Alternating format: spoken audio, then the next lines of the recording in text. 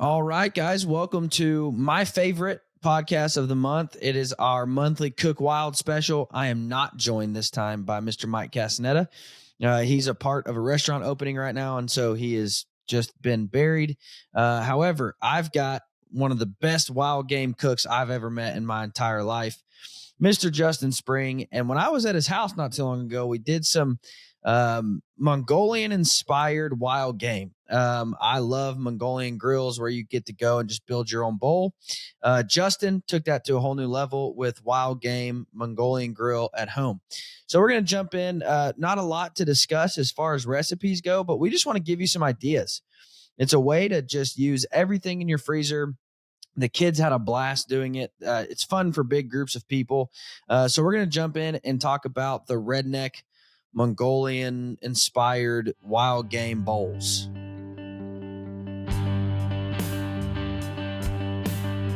With over 90 years of innovation, Bear Archery continues pushing toward the goal of founder Fred Bear, making archery accessible for all.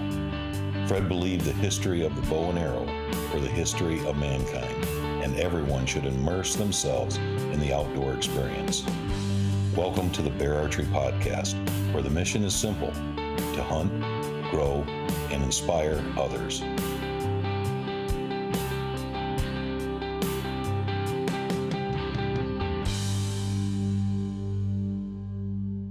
Guys, if you've been around hunting at all, you've probably heard of a little company called Muddy. I have learned that if it says Muddy on it, I can trust it. From tree stands, ground blinds, trail cameras, to all the accessories. If it says Muddy, it's a name I can trust. I love their tree stands. I love their ground blinds. I love their trail cameras, the new Merge and their Morph cellular trail cameras. They're phenomenal, especially when you pair them up with a solar panel and they last forever. Guys, I would encourage you to check out Muddy for all your tree stands, ground blinds, all the accessories, bow hangers, harnesses, everything tree stands or ground blinds or accessories related. If it says Muddy, I know that I can trust it. Guys, I know the new Rage. The new Rage is these super light tree stands that cost like $400. And I'm like, well, why would I spend $400 on one when I can spend $100 and get 4 tree stands that are all going to perform? They're all going to be safe. They're all going to be comfortable. Guys, Muddy is the gold standard, in my opinion, for what a tree stand and a ground blind and trail cameras should offer you. So, guys, go check them out. They are phenomenal. And I promise you, if you're shopping at a Dick's, Academy, Bass Pro, Cabela's, anywhere, if it says Muddy, I promise you it's a name you can trust. All right, Justin. So where'd this idea come from, first and foremost? Honestly, our son's favorite place to go is a restaurant, in town, which, when you were here, about 45 minutes away from us now. Yeah. That was a Mongolian grill, and he called them Ninja Noodles because the restaurant had like a ninja type feel, and so he'd always say, "I want Ninja Noodles," and I was like, "Well, let's see if we can make them at home."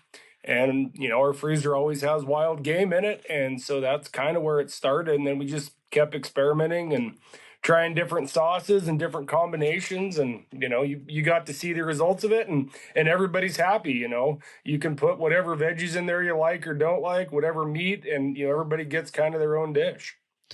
So we've got the wild game Ninja Noodles. That's the given name to them, huh? I mean, I guess I feel bad calling them Ninja Noodles because I don't know if ninjas do eat these noodles, but that's what Gage called them, so we'll go with it. so it, and it really wasn't something. Again, it wasn't like, holy cow, this is a recipe I never would have thought of, but it's an idea that I don't think a lot of people think of. And like, again, if you've got 10 to 15 people coming over to the house, I mean, this is a brilliant idea. I mean, to just let them make whatever they want.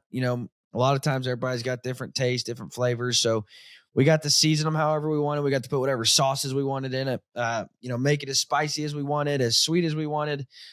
Just a really cool idea. So I do want to nail down some ideas, give the people some ideas of, well, let's start with the noodle. What kind of noodles did you use?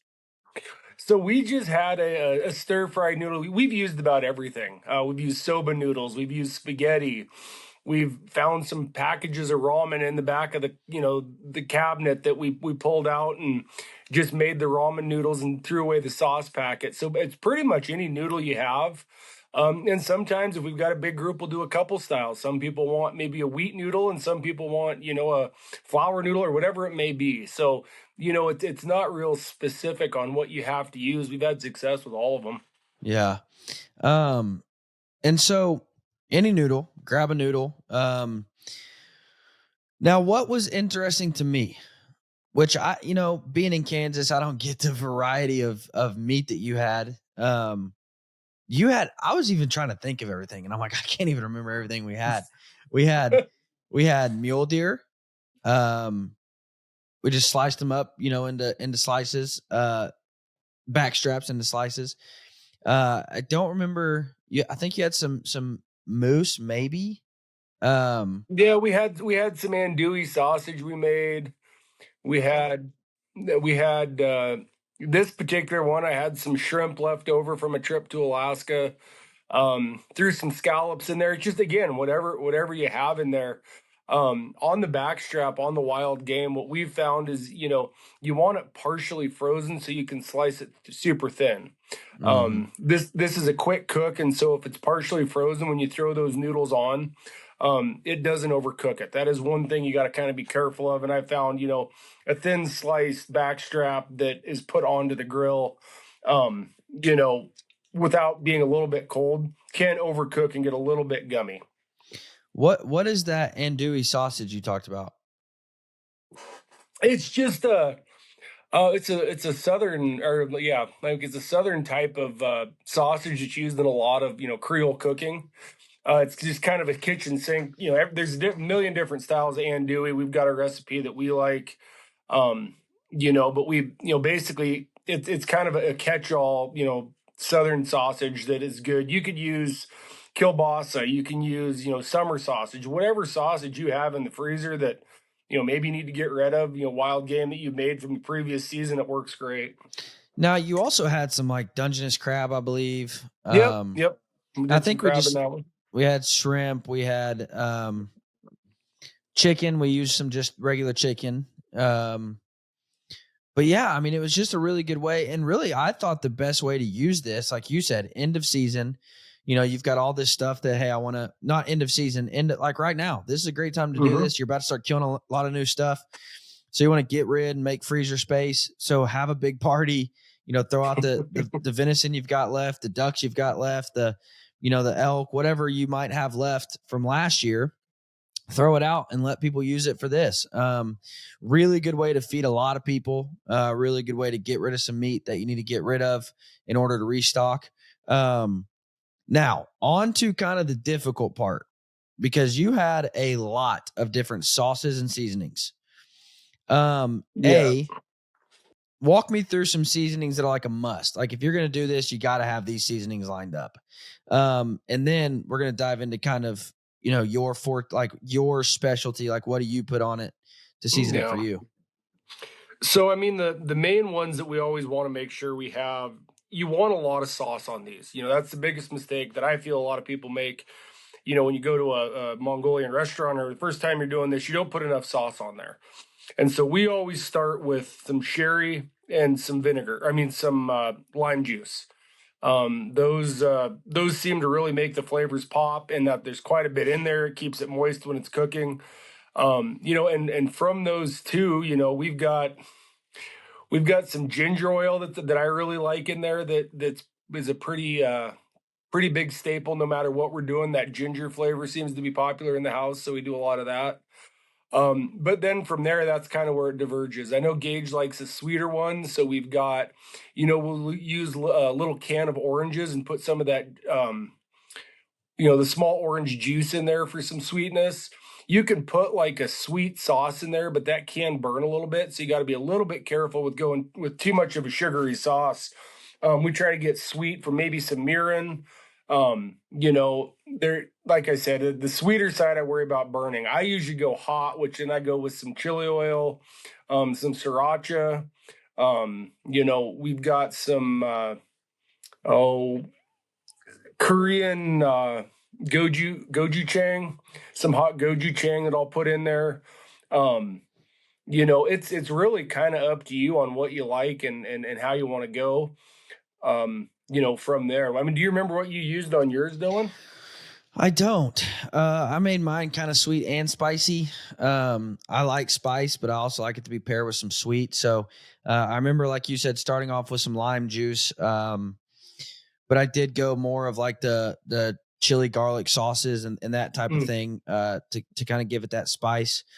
But at the same time, I was making, we had 4 kids there. And so we were trying to, help them all season their bowls up nice and neat. I think the only person that didn't like it was Tucker. And I think it's just because he chose to, and I was trying to tell him, like, dude, you don't want that. I promise. Like, it's going to be too spicy. He had some interesting combinations. I'm like, it's going to be too spicy.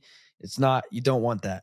But yeah, all the kids loved it, man. It was something fun for them to do. They got to be a part of it. They got to, help make it. I think we paired it with some, was it Spam fried rice? Is that what we did?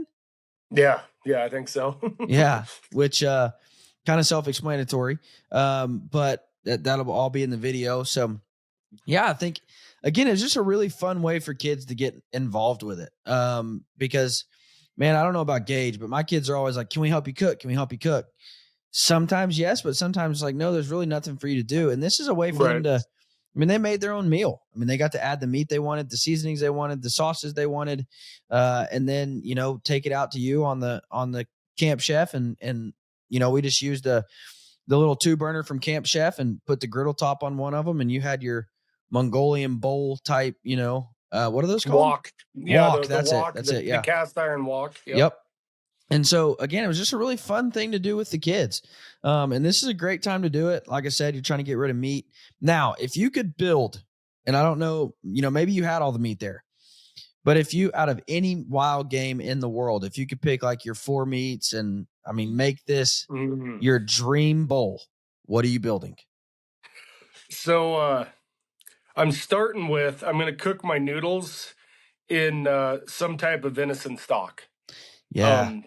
Preferably some moose. Give it some more flavor. Kick those noodles up to start with. So we've got some, some meat noodles that I'm starting with. I would probably go with moose. A moose tenderloin, a front moose tenderloin, sliced thin would be in there. Probably some oryx. That's another really good meat that I'd put in there. And so we've got 2 red meats. Dungeness crab, if I've got it, and spot prawns are always amazing, but I'd only use one of those if I had to pick 4. And then I'd have ruffed grouse in there, a ruffed grouse breast. Now what? Yep. Now what was that thing you said? Crab or what? Oh, spot prawn. It's the shrimp that you can catch on the Pacific Northwest. The ones that there's actually a sports season. You go out and set traps and you can catch these giant prawns. They're called spot prawns, and they're absolutely amazing. Really? Now I got to get to. I really want to make this happen next year in Alaska. You were telling me about your fishing trip. And that just sounds like an absolute riot. So I want to make that happen at all costs. But now, what about, have you ever tried Axis in it?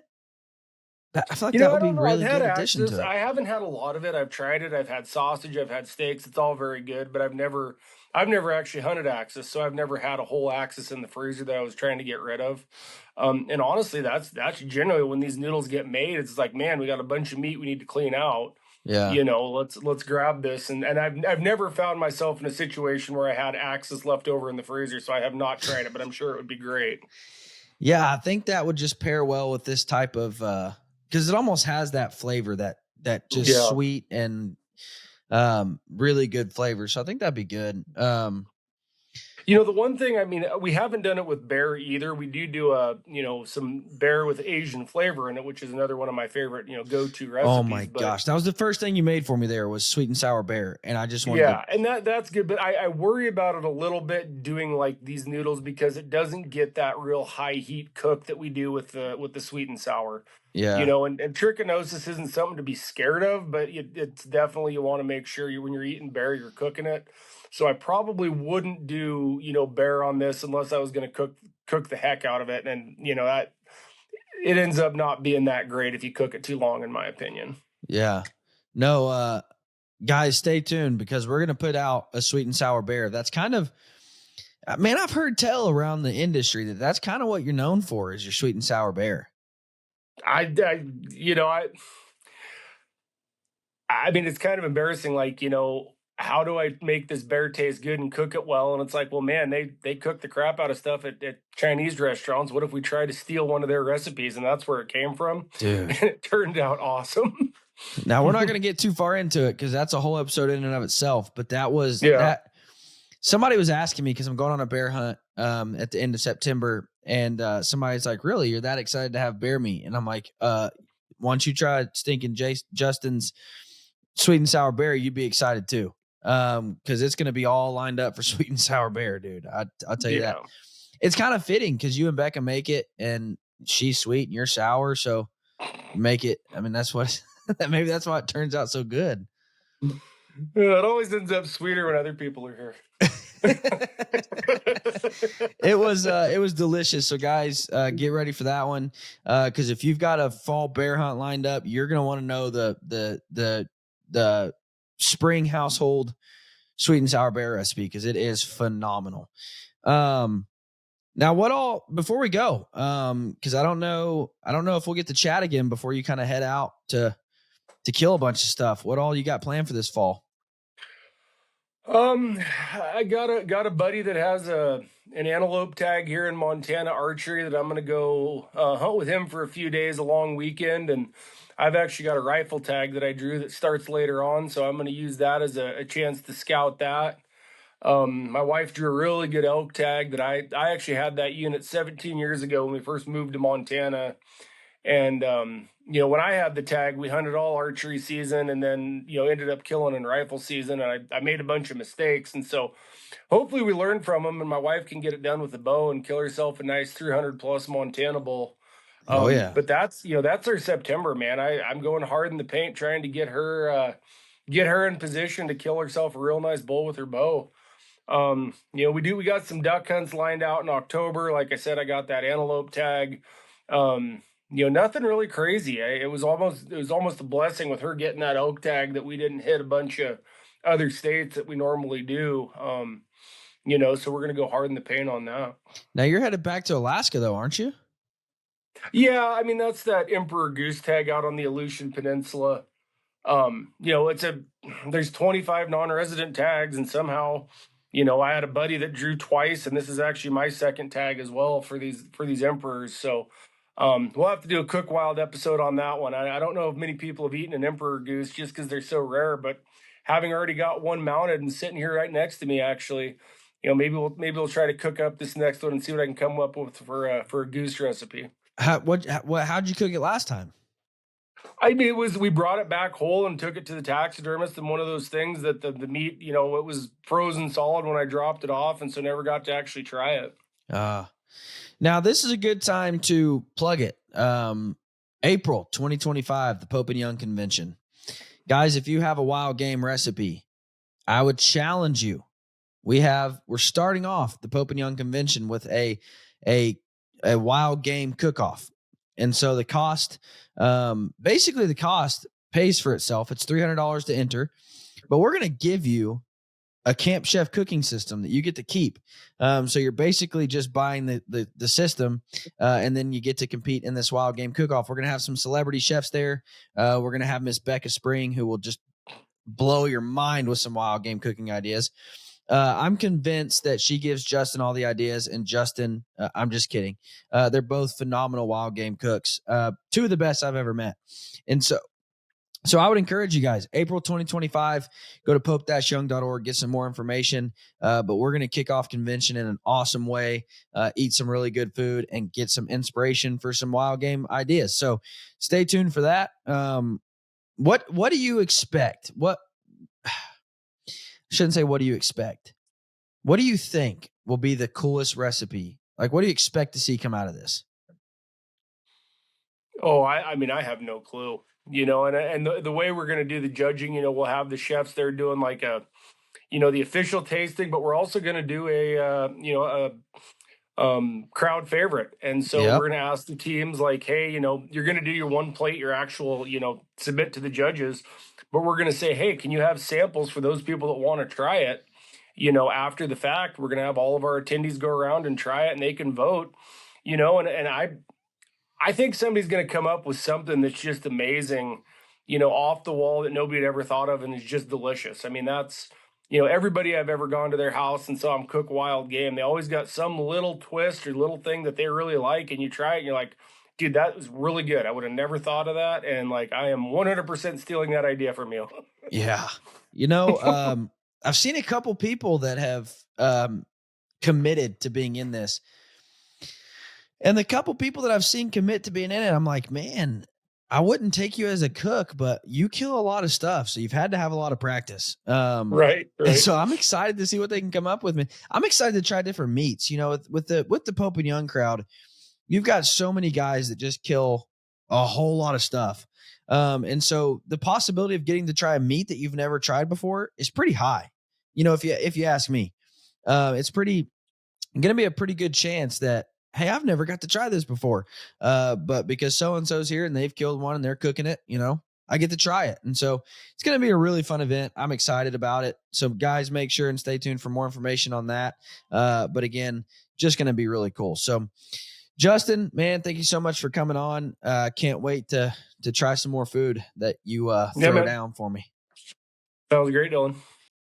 Guys, when it comes to hunting and being outdoors, I believe there's one product that I use more than anything. That's not my bow. That's not my boots. It's not my anything else other than a binocular harness. If I am outside doing anything outdoors, I've got a binocular harness on. Whether I'm shooting, whether I'm hanging tree stands, whether I'm out hiking, it doesn't matter. If I'm outdoors doing just about anything, I've always got my binocular harness. Alaskan Guide Creations does it and does it very, very well. I've been using these now for about 8 years, and I absolutely love them. The new system with all the magnets are really good, really accessible, very customizable. Guys, if you're in the market for a new binocular harness, I would highly, highly, highly encourage you to check out Alaskan Guide Creations because they are phenomenal.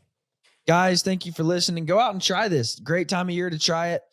You've got to get rid of some meat so you can make some room for this year. So try the Redneck Ninja Noodles. You'll thank yourself.